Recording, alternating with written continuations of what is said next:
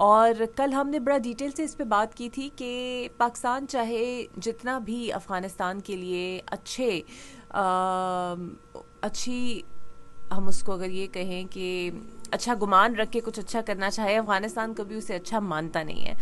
हमने कितने अफ़गान पनाह गुज़ीनों को कितने सालों तक पाकिस्तान में रखा, लेकिन खैर वो तो जाने की बात दूर की है, वो तो पाकिस्तान में शरपसंदी फैलाने से ही बाज नहीं आ रहे। बहरहाल जनाब, हमने कल भी बात की थी कि अफ़गान सरजमीन जो है वो पाकिस्तान के ख़िलाफ़ शदत पसंदी पर यूज़ हो रही है, और इस पर बहुत ही क्लियर पॉलिसी लाइन अब गवर्नमेंट और अस्करी इदारे दे चुके हैं कि जनाब किसी भी किस्म की ऐसी कोशिश को बर्दाश्त नहीं किया जाएगा। अब बातचीत के ज़रिए हल करना चाहते हैं, मोस्ट वेलकम, पर अगर आप नहीं करना चाहते तो अपने दिफा का हक सबको हासिल होता है। और सिक्योरिटी फोर्सेस ने एक बार फिर जाफिशानी से जनाब कार्रवाई करते हुए इस कोशिश को नाकाम बनाया। और फितनतुल खवारिज वाकई एक ऐसा फितना है जो पूरे पाकिस्तान में फ़िलहाल मौजूद है, और ये फितना जन्म लेता है अफ़गानिस्तान की सरजमीन से।